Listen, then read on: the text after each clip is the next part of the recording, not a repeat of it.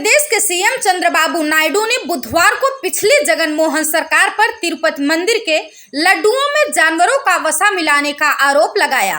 उन्होंने कहा कि पिछले 5 साल में वाईएसआर कांग्रेस पार्टी के नेताओं ने तिरुमाला की पवित्रता को धूमिल किया है। उन्होंने अन्नदानम यानी मुफ्त भोजन की गुणवत्ता से समझौता किया। यहाँ तक कि तिरुमाला के पवित्र लड्डू में घी की जगह जानवरों की चर्बी का इस्तेमाल किया। इस खुलासे ने चिंता पैदा कर दी है। हालांकि हम शुद्ध घी का उपयोग कर रहे हैं। हम तिरुमाला तिरुपति देवस्थानम की पवित्रता की रक्षा के लिए कड़ी मेहनत कर रहे हैं। इस पर वाईएसआर कांग्रेस के सीनियर नेता और राज्यसभा सांसद वाई सुब्बा रेड्डी ने कहा कि चंद्रबाबू नायडू ने तिरुमाला के पवित्र मंदिर और करोड़ों हिंदुओं की आस्था को ठेस पहुंचाकर बड़ा पाप किया है। तिरुमाला प्रसाद पर चंद्रबाबू की टिप्पणियां बहुत ही निंदनीय है।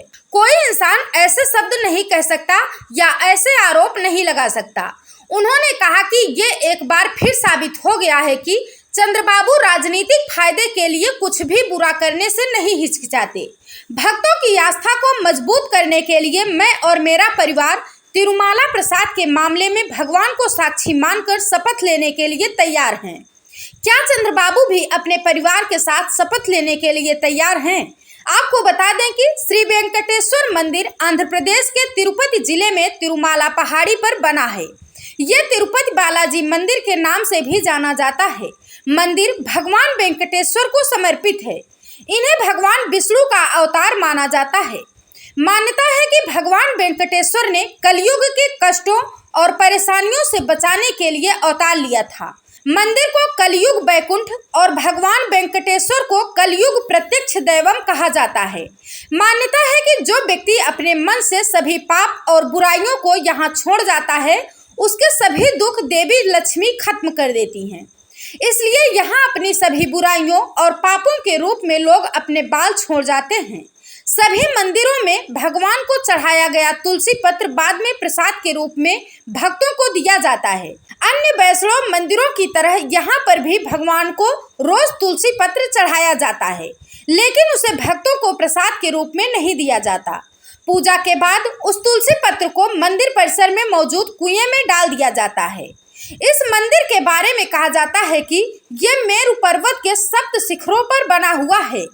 इसके 7 चोटियां शेषनाग के 7 फनों का प्रतीक कही जाती हैं। इन चोटियों को शेषाद्रि, नीलाद्रि, गरुड़ाद्रि, अंजनाद्रि, वृषाद्रि, नारायणाद्रि और वेंकटाद्रि कहा जाता है। इनमें से वेंकटाद्रि नाम की चोटी पर भगवान विष्णु विराजित हैं और इसी वजह से उन्हें वेंकटेश्वर के नाम से जाना जाता है।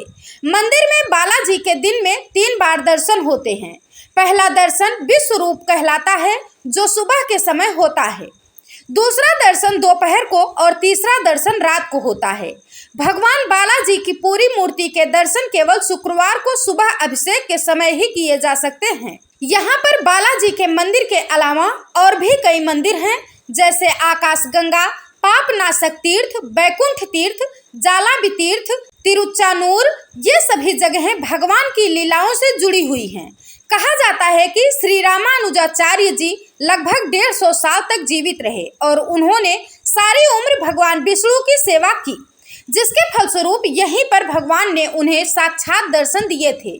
Bureau report, Prayagraj 24x7 news.